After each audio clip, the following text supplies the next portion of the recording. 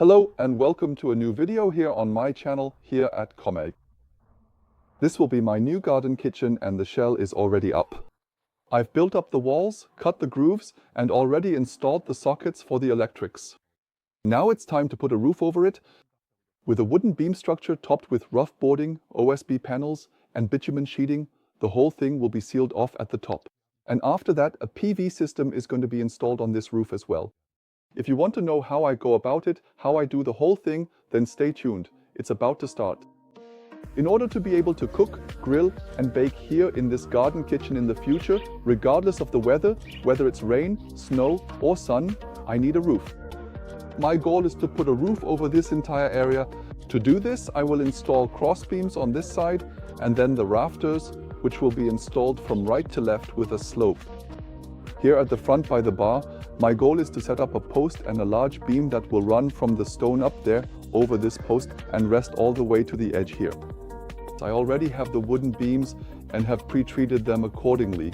The rough boards, which are meant to serve as the substructure for the roof surface, have also already been pre-painted on one side.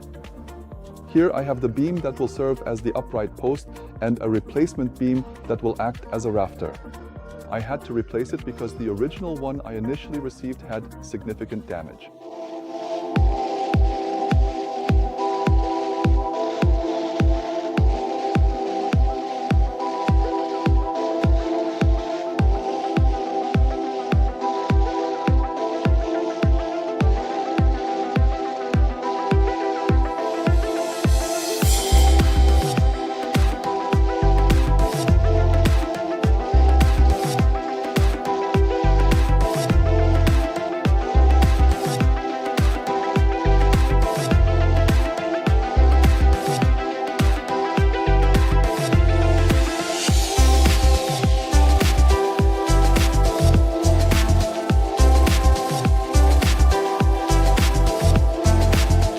The large crossbeam has been installed.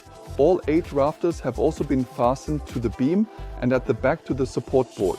The post here at the front stands directly on the bar. The whole thing was fastened with a metal plate and not, as is usually done, set deeper with a threaded rod.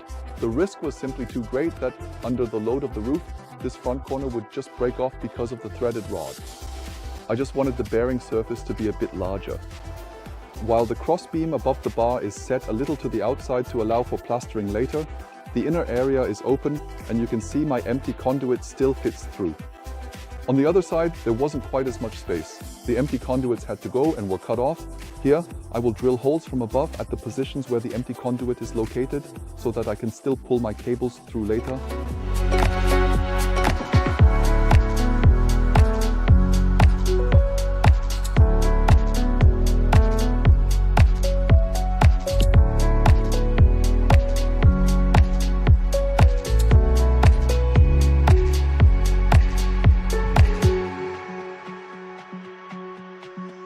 Before I can lay the tongue and groove boards on the roof, the last beam still needs to be painted. This one was replaced at short notice because the original had slight damage. At the same time, I still need to add the walls on the outside. As you can see, the whole thing wasn't flush all the way to the top because I didn't know how high I would get. I've already installed the crossbar, the lintel for the window, and now I'll cut the stones to size so that they disappear under the roof.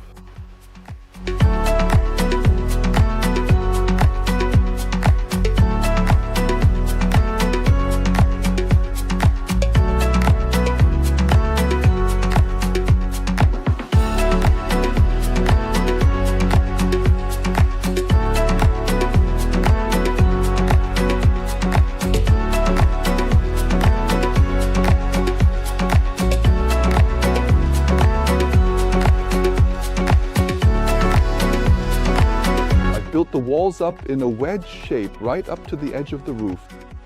This way I have a side closure and the wind can't blow in from the side. After the side walls have been raised, I can screw the tongue and groove boards onto the rafters. The roof is now being closed from above.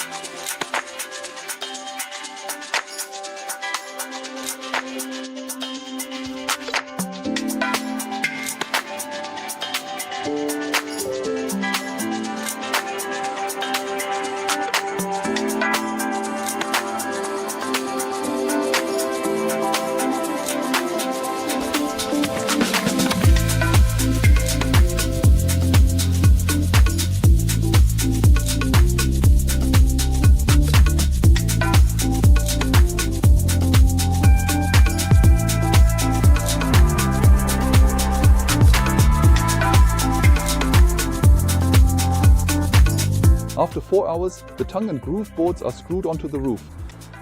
The tongue and groove didn't fit together perfectly everywhere, but with a tap and the squared timber, it was manageable. For each board, I countersank 1 screw in the middle. On the sides, there are 2 screws each, and at the front and back edges, there are also 2 screws each. Now I can put on the OSB boards, then the eaves flashing, the verge flashing, the gutter, and finally the roofing membrane.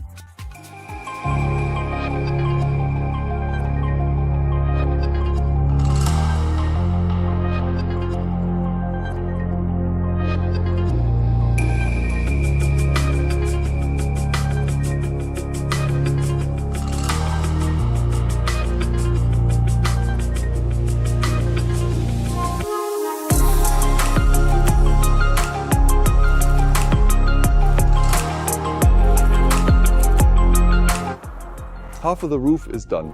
A good time for a little break. What do you think of my video so far? If you give it a thumbs up, I'd really appreciate it. Feel free to write your opinions, suggestions and criticisms in the comments below the video.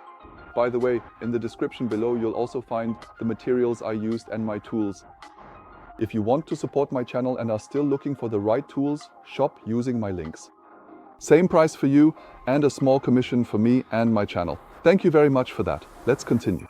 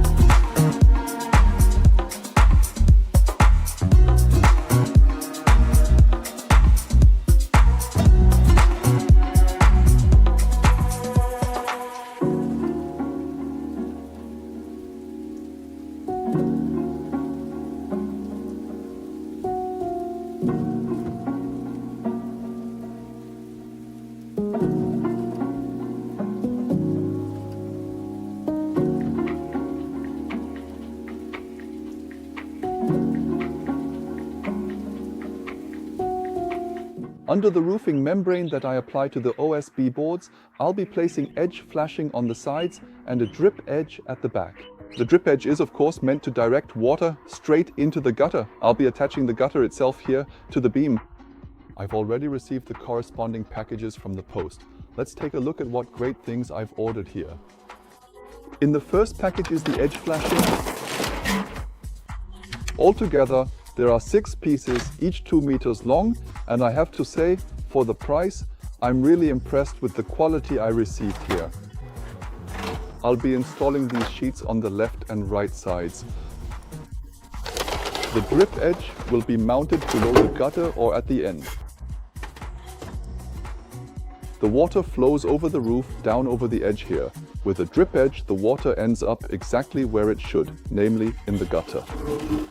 I also have 6 of these sheets, each 2 meters long, because in addition to the end above the gutter, I also want to clad the front fascia. What's left?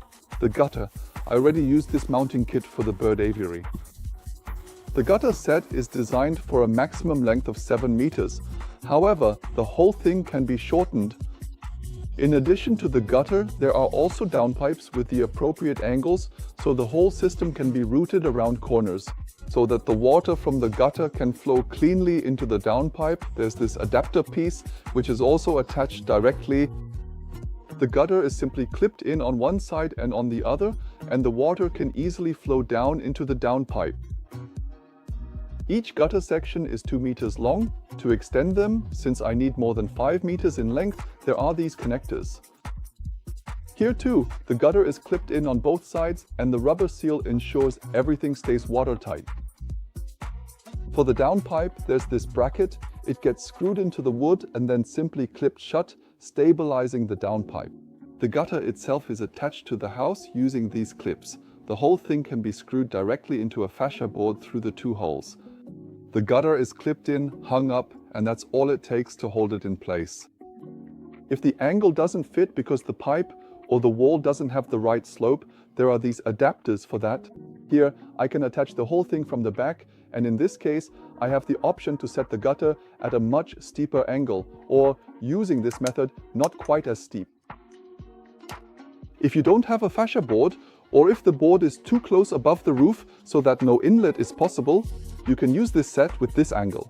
I've installed all the gutter brackets. I calculated the position of the first and last one to achieve a slope of about 1–2%. Afterwards, I stretched a string from the first to the last bracket, and then I was able to mount the other gutter hooks, the other clips, along this string.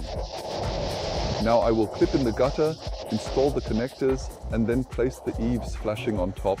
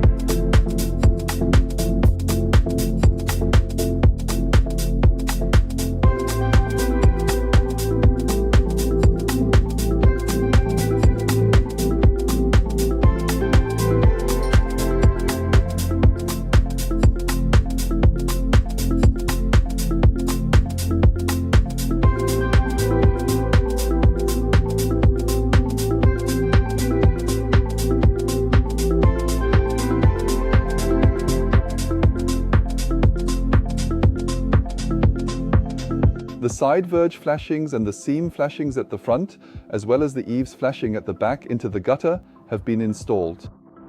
The flashings overlap each other in such a way that the water can flow down smoothly from top to bottom. Now I will apply the waterproofing membrane directly onto the OSB board. In this case I am foregoing roofing felt, but I will have a water hose ready to prevent or contain any possible fire. For welding, I use regular gas, which I get from the cylinder, and a standard torch that has served me well many times.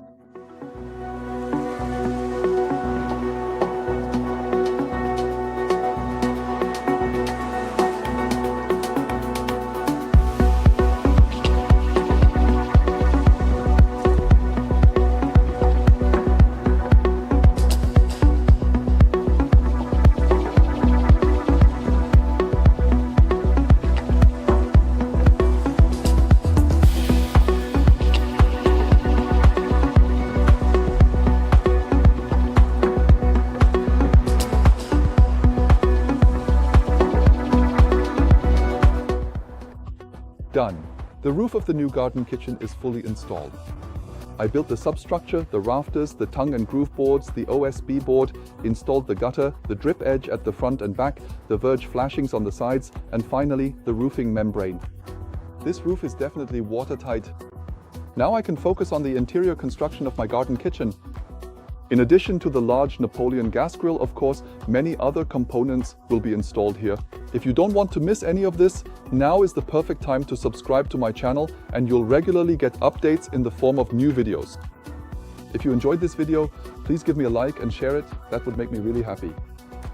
If you want to recreate all of this and need materials or tools, take a look at the description below this video. I've linked everything I used here.